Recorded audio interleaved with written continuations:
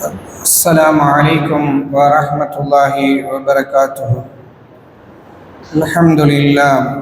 الحمد لله الذي وحده، والصلاة والسلام على رسول الله محمد بن عبد الله وعلى آله وصحبه أجمعين ومن تبعهم بإحسان إلى يوم الدين.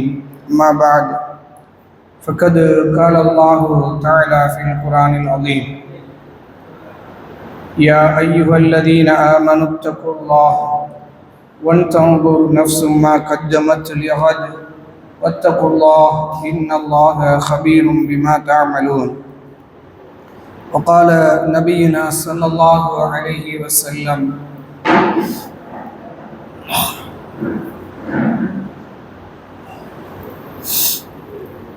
அளவில்லா அருளாளனும் இணையில்லா பேர் அன்பாளனுமாகிய அல்லாஹுவின் திருநாமம் போற்றி புகழ்ந்து இந்த உரையினை துவங்குகிறேன்.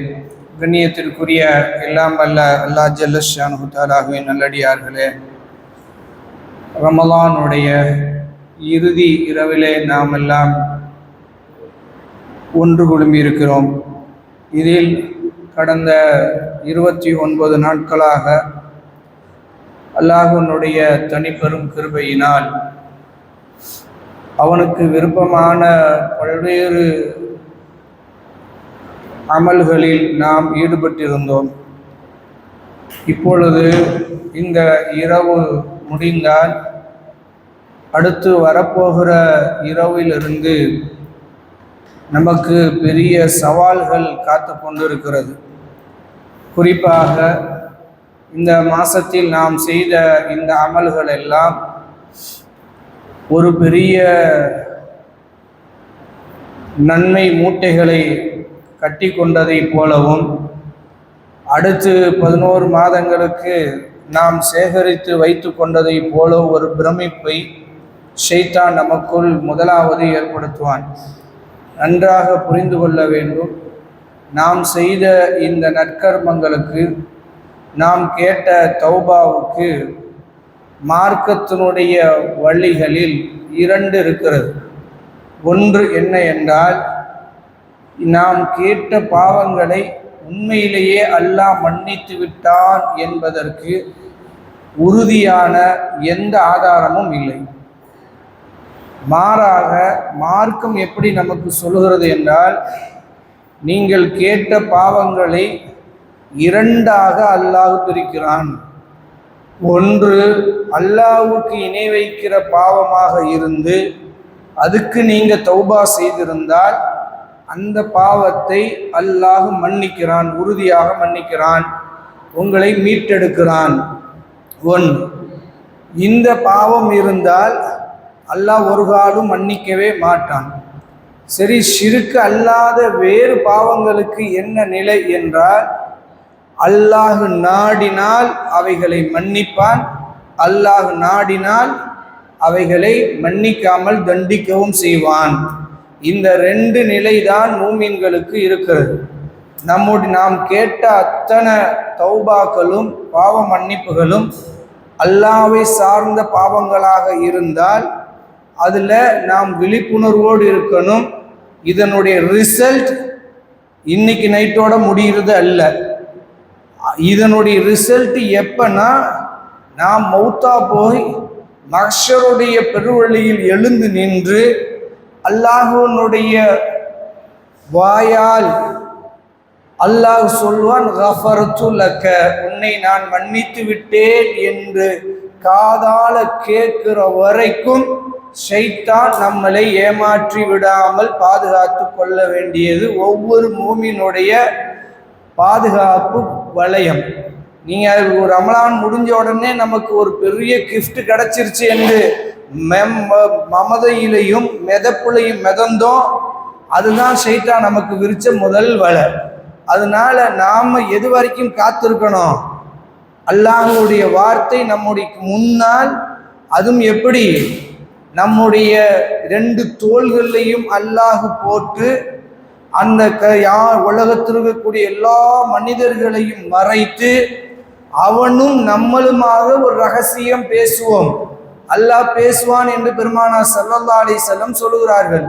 அப்படி கையை போட்டுக்கொண்டு அல்லாஹ் கேட்பானாம், மனிதா பூமியில இந்தந்த பாவங்களை எல்லாம் செஞ்சையா என்று சின்ன சின்ன பாவங்கள் என்று நாம நினைத்து கொண்டிருந்ததெல்லாம் அல்லாஹ் எடுத்து காட்டுவான். ஒன்றன் பின் ஒன்றாக அவைகள் நமக்கு காட்சிகளாகவே வரும். அண்டா புரிஞ்சுக்கோங்க. ஏன்னா குர்ஆன்ல அப்படி அல்லாஹ் சொல்றான், வக்குல்ல இன்சானின் அல்ஸம்னாஹு தாயிரஹு ஃபி உனுகிஹி, மனிதனுடைய கரத்தில் நாம் ஒரு ஏட்டை தொங்க விட்டிருக்கிறோம். அது கேமரா பதிவு செஞ்சுக்கிட்டே இருக்கும் நம்ம காட்சிகள் அனைத்தையும். நுஹ்ரிஜு லஹு யௌமல் கியாமா, கியாமத்து நாள்ல தான் அதை நாம் வெளிப்படுத்துவோம். வெளிப்படுத்திட்டு நம்மகிட்ட சொல்லுவான், ரப்பு இக்ரா கிதாபக் கஃபா பி நஃப்ஸிகல் யௌம ஹஸீபா, இன்றைய நாளில் இந்த ஏட்டை நீயே படி, நீயே பாரு. படிக்க தெரியலையா, உன்னுடைய வாழ்க்கையை நீயே காட்சியாக பார். நீ எப்படி நடந்திருக்கிற அல்லாஹ்வோடு நீ நடந்து கொண்ட முறைகள் அனைத்தும் வரும். அப்படி வருகிற போது சின்ன சின்ன பாவங்களாக அல்லாஹ் எடுத்து காட்டுவான். அதெல்லாம் பார்த்து பிரமிச்சு போய், இதெல்லாம் நம்ம பாவம் என்றே தெரியாம செஞ்சு முடிச்சு தொலைஞ்சிருக்கிறோமே, இதுவே இவ்வளவு இருக்கிறதே, நம்ம மாட்டிக்கிட்டோமே என்று நினைக்கிற போது அல்லாஹ் கேட்பானாம், இதுக்கெல்லாம் தண்டிக்கட்டுமா? விட்டு உன்னுடைய தண்டனைய முடியாது. மாறாக அல்லாஹ் சொல்லுவான், இவைகள் அனைத்தையும் உனக்காக நான் மன்னித்து இவைகளை நன்மையாக மாற்றி தருகிறேன் என்று சொல்லுவான். அப்பொழுது மனிதன் ஒப்புதல் வாக்குமூலம் கொடுக்குமா, யா அல்லாஹ் இதெல்லாம் நான் பாவம் என்று நினைக்காம செஞ்சது, நான் பாவம் என்று செஞ்ச ஒரு பெரும் பாவ மூட்டையே இருக்கிறது, அதையும் மாத்திருவேன் என்று சொன்னவுடன், அதாவது இதை கேட்டுட்டு அல்லாஹ் சிரிப்பான் என்று ரசூல் ஸல்லல்லாஹு அலைஹி வஸல்லம் சொல்லி கடவாய் பல்ல தெரிய சிரிக்கிறார்கள். இந்த மன்னிப்பை மனிதன் பெற்றோர்கள். இதுதான் நமக்கு கடைசி வரைக்கும் இருக்கணும். நம்முடைய தௌபா நாம் மரணிக்கிற வரைக்கும் இருக்கணும் என்பதை உணர்ந்து அல்லாஹ்வுடைய காதால் மன்னிச்சுட்டேன் என்று கேட்கிற வரைக்கும் வைத்துக் கொள்ளுங்கள். இது அல்லாஹ்வுக்கு நமக்குமானது. இன்னொன்று இருக்கிறது, நமக்கும் நம்முடைய உறவுகளுக்குமான ஒரு விடுதலை. இதை ஒரு பொருட்டாவே நம்ம எடுக்கிறது இல்லை. நம்ம உறவுகள் என்றால் 2 உறவு மார்க்கம் சொல்லுகிறது. ஒன்று கருவறை உறவு, இன்னொன்று மனைவி உறவு. இது அல்லாமல் கொள்கை உறவு எல்லாத்துக்கும் மேலே. இந்த உறவுகள் என்பது அல்லாஹ் நமக்கு வழங்கிய மாபெரும் நியாமத். அதை ஃபஸ்ட்டு அப்படி புரிஞ்சுக்கணும். எப்படி நம்முடைய வாப்பாவை நம்ம அம்மாவை நம்ம நினைக்கணும்னா, அவர்கள் நமக்கு அல்லாஹ் வழங்கிய நியாமத். எப்படி நம்ம செல்வத்தை நியாமத்து நினைக்கிறோம், ஆனால் வாப்பா அம்மாவை நியாமத்தாவே நினைக்கிறது இல்லை. நம்முடைய மனைவி மக்களை நியாமத்தாவே நினைக்கிறது இல்லை. அது எதுவுமே இல்லாமல் ஒரே ஒரு நாள் இந்த பூமியில உங்களை சுதந்திரமாக விட்டாலும் பூமியை உங்களுக்கு நெருக்கடியாக ஆகிவிடும். உங்களோட யாருமே இல்லை, தனியா இருக்கிறீங்க. நான் பூமிக்குள்ளதான் இருக்கிறீங்க, எல்லாம் இருக்கிறது. ஆனால் உங்களுடைய உள்ளத்துக்குள் ஒரு சந்தோஷத்தை உணர்ந்திருக்க முடியுமானா? முடியவே முடியாது. அல்லாஹ் அப்படிதான் சொல்றான். இருண்டு போயிடும் உலகமே. ஆனால் இந்த உலகம் நம்மளுக்கு ஆசுவாசப்படுத்துகிற ஆத்மார்த்தமான இடமாக அமைந்திருப்பது யாரை வச்சுன்னா, இந்த உறவுகளை வச்சுதான் அல்லாஹ் நமக்கு வைத்திருக்கிறான். நம்ம கவலைப்படுகிற போது தாய் மடியில் அல்லது தாய் தடவி கொடுக்கிற அந்த ஒரு வார்த்தை போதும், அனைத்து கஷ்டமும் காத்துல பறந்துடும். நம்ம இனிமேல் என்னடா செய்ய போறோம் என்று கண் விழித்து கண்ணெல்லாம் சொருகி கவலையின் உச்சத்துல வீட்டுக்குள்ள போகும்போது, விடுங்க பார்த்துக்கலாம், அல்லாஹ் நமக்கு இருக்கிறான்னு மனைவி சொல்கிற அந்த வார்த்தை கோடான கோடி ரூபாய் செலவழித்தால் கூட கிடைக்காத ஆறுதல். உலகத்துல நம்ம என்னதான் செய்ய போறோம் என்று நினைத்து கொண்டு விழிபிதுங்கி நிற்கிற போது, நம்ம பிள்ளைகள் நாங்க இருக்கிறோம்ப்பா, அல்லாஹ் நம்மளை பார்த்துக்கிடுவான் என்று பிள்ளைகள் தோள் கொடுக்கிற போது நமக்கு ஏற்படுகிற அனைத்து கஷ்டங்களும் காத்துல பறக்கும். இப்ப ஏன்னா அது ஒரு நியமத். அல்லாஹ் எஸ்குன் 3 விஷயத்துக்காக மனைவியை கொடுத்தேன். ஒன்று சக்கீனத், இன்னொரு ரஃபத் ரஹ்மத். அல்லாஹ்வே சொல்லுகிறான், ஒன்று நீங்க அமைதி பெறுவதற்காக, இன்னொன்று நீங்க உங்கள் மீது இரக்கம் காட்டுவதற்காக, உங்கள் மீது அருள்மழை பொழிவதற்காக மனைவிகளை உங்களுக்கு நாம் ஆக்கியிருக்கிறோம் என்றார். இப்படி உறவுகள் என்பது, உறவுகளை பற்றி பேசினால் அவ்வளவு நியாமத் கொட்டி இருக்கிறான் ரப்பு நம்மளை சுற்றி. ஆனால் அந்த உறவுகள்கிட்ட தான் பிணக்குகளும் வரும், அந்த உணவுகள்கிட்ட தான் நமக்கு கஷ்டங்களும் வரும், அந்த உறவுகள் தான் சில நேரம் நம்மளை துன்புறுத்துகிற விஷ பாம்புகளை போன்று கொத்துவார்கள். ஆனால் இதெல்லாம் தாங்கி கொள்கிறது தான் மூமினுடைய பண்பு. குறிப்பாக நாம் அவர்களுக்கு ஏதாவது செய்திருந்தால் நம்முடைய ஈகோவெல்லாம் தூக்கி ஓரமாக போடுங்க. நாம் அவர்கள் மன்னிக்காத வரைக்கும் அல்லாஹ் மன்னிக்கவே மாட்டான். நன்றாக புரிந்து கொள்ளுங்கள். நபிகள் நாயகம் ஸல்லல்லாஹு அலைஹி வஸல்லம் தன் மனைவிமார்களிடத்தில் எப்படி நடந்திருக்கிறார்கள் என்று படித்து பாருங்கள். இவ்வளவு இறங்கி போயா ரசூல்லா நடந்திருப்பாங்கன்னு. ஒரு ஆட்சி தலைவர், அல்லாஹ்விடத்திலிருந்து வகி வருகிறவர், ஒரு மாபெரும் சக்கரவர்த்தி, இராணுவ தளபதி, பல்வேறு அந்தஸ்துகளை பெற்றிருந்த பெருமானார் ஸல்லல்லாஹு அலைஹி வஸல்லம் வீட்டுக்குள்ள போனால் மனைவிக்கு உறுதுணையான உதவியாளராக இருந்திருக்கிறார்கள். மனைவி காய்கறி நறுக்கினால் இவர் மாவை படைஞ்சிட்டு இருந்திருக்கிறார். மனைவி மாவு படைஞ்சிட்டு இருந்தா இவர் உட்கார்ந்து காய்கறியையோ அல்லது இதை போட்டிருக்கிறார். இனியும் சொல்ல போனால் ரசூல் ஸல்லல்லாஹு அலைஹி வஸல்லம் எந்த உணவையும் எடுத்தெறிஞ்சு பேசினதே இல்லையா. இனியும் சொல்ல போனால் ஹல்லுன்னா என்னது? ஹல்லுனா வினிகர், உப்பு தண்ணி. அதானே வினிகர், அது நம்ம பேர் என்னது? உப்பு தண்ணி. அதானே அது உப்பு தண்ணிய ரொட்டியை அப்படி தொட்டு வாயில வச்சா எப்படி இருக்கும்? டேஸ்டா இருக்குமா? ரசூல் ஸல்லல்லாஹு அலைஹி வஸல்லம் ஹல்லுக்கும் ஒரு ருசி இருக்கிறதுன்றாங்க, வினிகருக்கும் ஒரு ருசி இருக்கிறது உப்பு தண்ணிக்கு. ஏன்? மனைவியுடைய மனம் எவ்வளோ வருத்தமாக இருக்கும். கணவனுக்கு ஒரு குழம்பு வச்சு கொடுக்க முடியாத அளவுக்கு வறுமை இருக்கிறது என்ற அந்த வறுமையை ரசூலுல்லாஹ்வுடைய அந்த ஒரு சொல் அப்படி தூக்கி எறிஞ்சிருச்சு. இதையும் ரசூலுல்லாஹ் ருசிச்சு தான் சாப்பிட்றாங்க. இது வெறுப்பா உள்ள அனுப்பலை.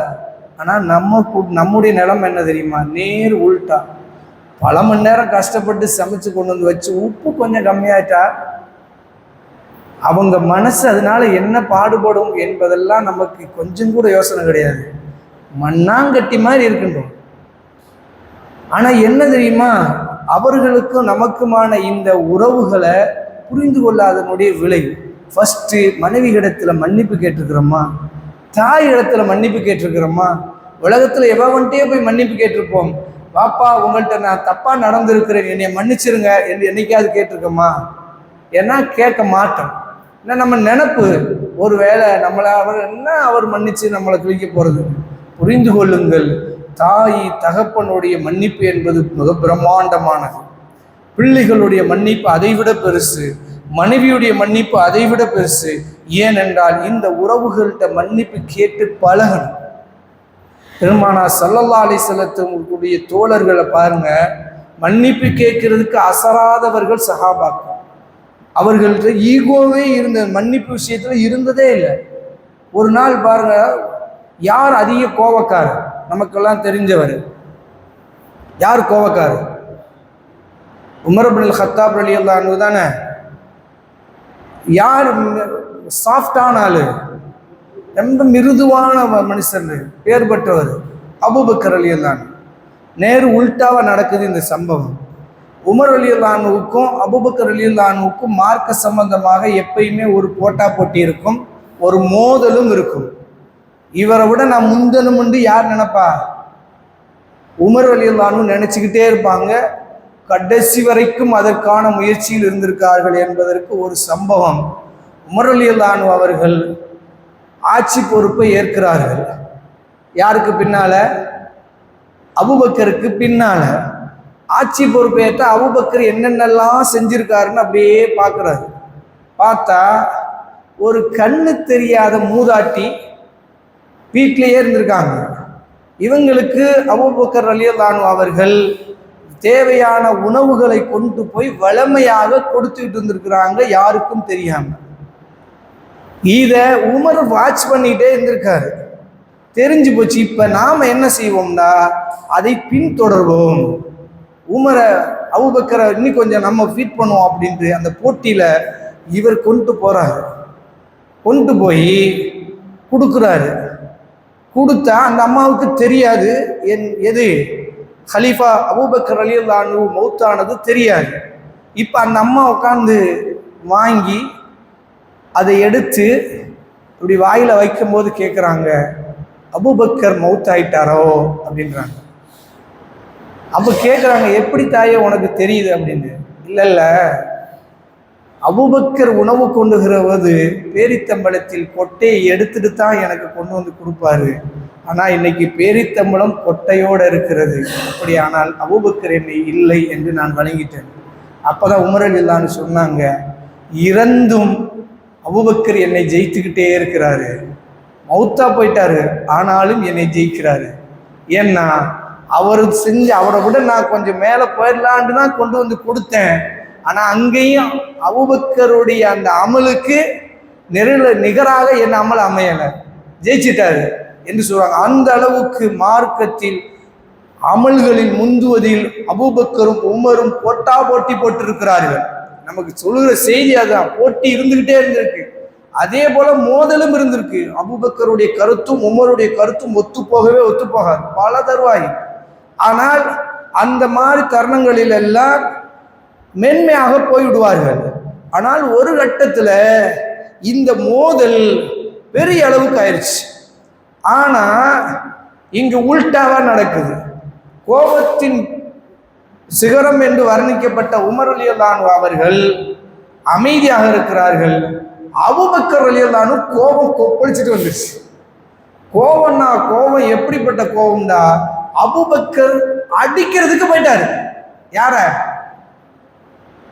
உமர் ரலியல்லாஹு அன்ஹு.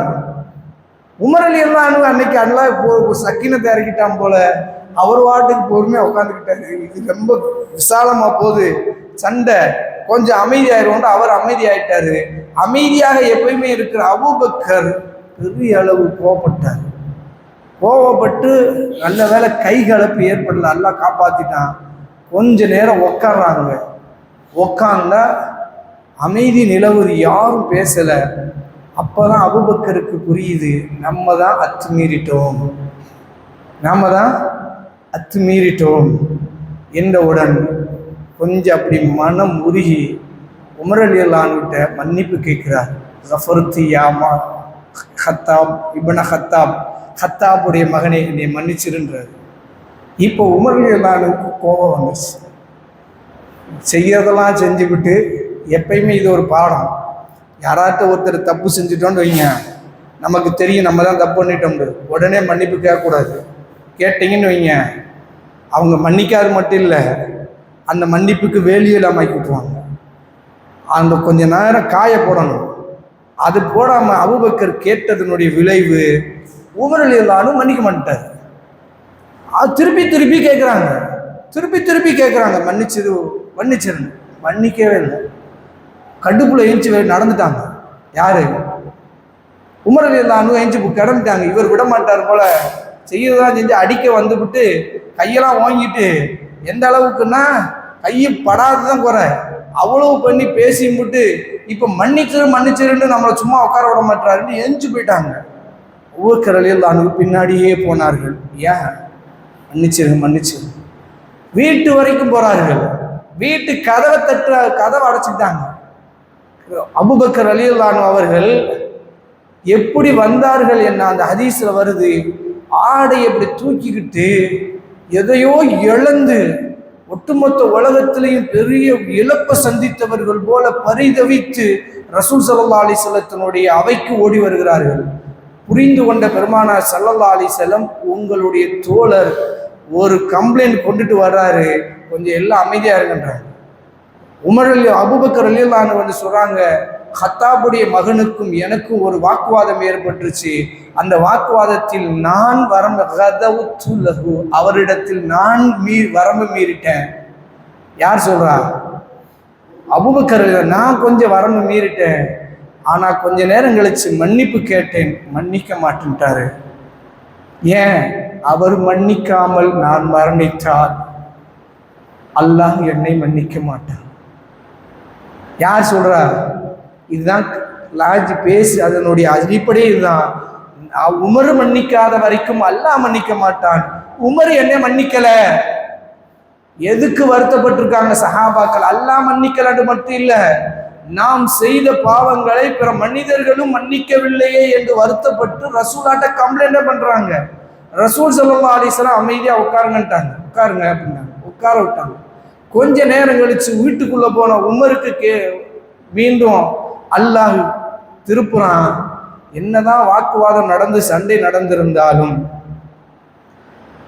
மன்னிப்பு கேட்டார்ல மனுஷர், மன்னிப்பு கேட்டு நம்ம மன்னிக்கலையே, வீட்டு வரைக்கும் மன்னிப்பு கேட்டு வந்தார், மன்னிக்கலையேன்ட்டு அவர் மனம் திருந்தி ரசூல் ஸல்லல்லாஹு அலைஹி வஸல்லம் அவைக்கு அபூபக்கர் எங்க இருப்பாருன்னு அவருக்கு தெரிஞ்சிருக்கு பாருங்க. ரசூலுல்லாஹ்வுடைய அவைக்கு வருகிறார். வர்றது போது கொஞ்சம் தூரத்துல வரும்போதே ரசூலா எந்திரிச்சிட்டாங்க. எந்திரிச்சு ரசூல் ஸல்லல்லாஹு அலைஹி வஸல்லம் அவர்கள் சொன்னார்கள், சிலர்கள் இருக்கிறார்கள், பொதுவாக ரசூலுல்லாஹ்வுடைய அந்த ஸ்லாங், சிலர் தப்பு செய்து விட்டால் மன்னிப்பு கேட்டால் மன்னிக்க மாட்டீங்களா? இந்த அபூபக்கர் யார் தெரியுமா? ரசூலுல்லாஹ் பேரை சொல்றாங்க. இந்த சித்திக் யார் தெரியுமா? இந்த குஹாஃபாவுடைய மகன் யார் தெரியுமா? அல்லாஹ் வேதத்தை கொடுத்து உங்களிடத்தில் என்னை அனுப்பினான், நபியாக என்னை உங்களிடத்தில் அனுப்பினான். ஃபக்கذبூனி, நீங்கள் அனைவருமே என்னை பொய்யர்கள் என்றீர்கள்.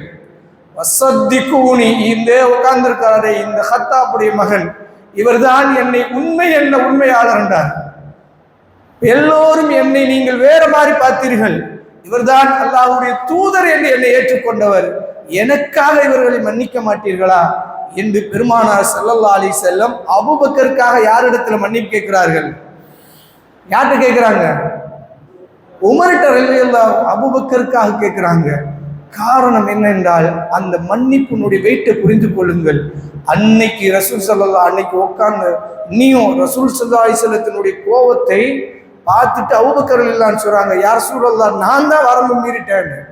வரம்பு மீறினாலும் மன்னிப்பு கேட்டால் மன்னிக்க வேண்டியது மூமினுடைய குணம் அல்லவா என்று ரசூல் ஸல்லல்லாஹு அலைஹி வஸல்லம் அங்கு ஆசுவாசப்படுத்தி மன்னிப்பினுடைய பெருமதியை புரிய வைக்கிறார்கள். காரணம், மன்னிப்பு கேட்பதை ஒரு காலம் தள்ளி போடாதீர்கள். மௌத்து எப்ப வேண்டாலும் வரலாம், ஒன்று அவர்களுக்கு வரலாம் அல்லது நமக்கு வரலாம்.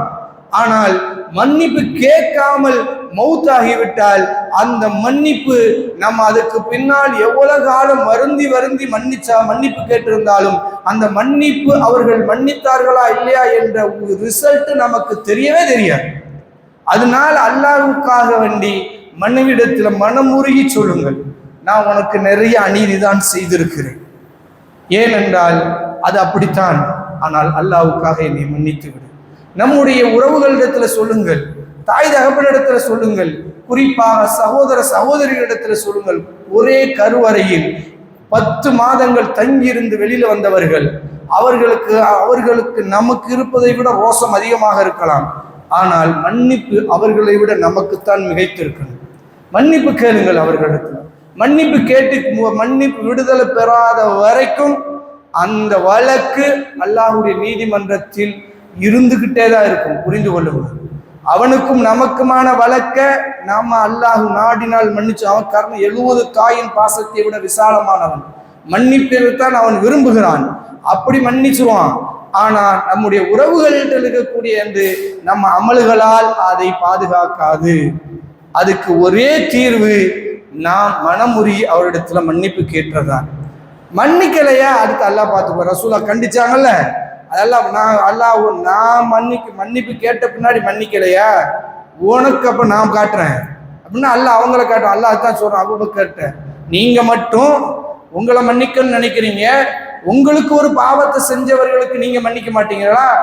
மிஸ்டர் ரலியல்லாஹு அன்ஹு ரசூல் ஸல்லல்லாஹு அலைஹி வஸல்லத்தினுடைய மனைவி அன்னை ஆயிஷா ரலியல்லாஹு அன்ஹா அவதூறு பரப்புனதுல மிஸ்டருக்கு ஒரு பங்கு இருந்தது. இந்த மிஸ்டர் யாருன்னா அபூபக்கர் ரலியல்லாஹு அன்ஹு இருந்து கொஞ்சம் உதவி பெற்று வாழ்ந்தவர். ஏன்ட்ட உதவி பெற்று என் மகன் மேலே அவதூறு சொல்றீங்களா? ஒரு காலம் மன்னிக்க மாட்டேன்டாரு. அல்லாஹ் அலா துஹிப்பூன அய்யஃபிரல்லாஹு லக்கும், என்னப்பா அவர்களை மன்னிக்க மாட்டேன்னு நீங்க சொல்றீங்களா? உங்களை அல்லாஹ் மன்னிக்கணும்னு நீங்க விரும்பலையா? அப்படி அல்லாஹ் கேட்கிறான், உங்களுக்கு மட்டும் நீங்க எவ்வளவு பாவம் செய்றீங்க எல்லாத்தையும் நான் மன்னிக்கணும்னு நினைக்கிறீங்க, ஒரு சின்ன பாவம் ஏதோ போற போக்குல சொல்லி விட்டாரு, அவரை நீங்க மன்னிக்க மாட்டீங்களா என்று அல்லாஹ் அபூபக்கர் ரலியல்லாஹு அன்ஹு சொன்ன உடனே அபூபக்கர் ரலியல்லாஹு அன்ஹு ஓடி வந்து சொன்னார்கள், நான் மன்னிச்சிட்டேன் யா ரசூலல்லாஹ். எந்த அளவுக்கு என்றால் என் தலை மண்ணுக்குள்ள போகிற வரைக்கும் மிஸ்ஸுக்கு போகிற உதவியை தடுத்து நிப்பாட்டவே மாட்டேன், போய்கிட்டே இருக்கும். ஏன்? மன்னிக்கிறது நம்ம இடத்துல மன்னிப்பு கேட்டால் மன்னிக்க பழகணும், நாமும் மன்னிப்பு கேட்டு பழகணும். பிறரிடத்துல எல்லோரிடத்திலையும் மன்னிப்பு பெறுகிற மக்களாக நம்மளை மாற்றுங்க. ஏனென்றால் இன்னைக்கு சூழல்ல அந்த ஈகோ விடவே மாட்டுது. ஈகோன்றது உள்ளுக்குள்ள இருக்கக்கூடிய ஒரு ஷைத்தான். அவன் நம்மளை, நீ எம்மாம்பெரிய ஆளு, நீ போய் உன் பிள்ளைகிட்ட பாவ மன்னிப்பு கேட்கலாமா? நீ போய் உனக்கு அவங்க எவ்வளவு செஞ்சிருக்காங்க, என்னமோ அவங்க செஞ்சதை பெருசா அப்படி காட்டு, ஒண்ணுமே கிடையாது. எல்லாத்திலையும் திருப்பி போட்டு பாருங்க. ரசூல் ஸல்லல்லாஹு அலைஹி வஸல்லம் அதுக்குரிய வழியை நமக்கு சொல்லி கொடுக்குறாங்க. ஒருத்தரை நம்ம மன்னிக்கணும்னா அவர் நமக்கு செஞ்ச நன்மைகளை பட்டியல் போட்டு பாருங்க. அப்படி பட்டியல் போட்டு பார்த்தீங்கன்னா அவங்க நமக்கு செஞ்ச தீமைகள் ரொம்ப கம்மியாக இருக்கும். போய் கேட்ட வேண்டிதான். அதான சொன்னாங்க, நீங்க எல்லாம் பொய்யறீங்க. இந்த அபூபக்கர் என்ன சொன்னாரு? நீங்க சாதிக்குன்னு சொன்னாரு, அதனால மன்னிக்க மாட்டீங்களான்னு கேட்கிறாங்க. உமர் ரலியல்லாஹு சொல்லிட்டாங்க, நான் மன்னிச்சேன் யா ரசூலல்லாஹ். அது சொல்லிட்டு ரசூல் அந்த ஹதீஸ்ல வருது, அதற்கு பின்னால் அபூபக்கர் மரணிக்கிற வரைக்கும் அபூபக்கர் நோவினைப்படுத்தப்படவே இல்லை. அந்த சண்டை மோதல் முத்தல் முருகல் எதுவும் இல்லை. யார்கிட்ட?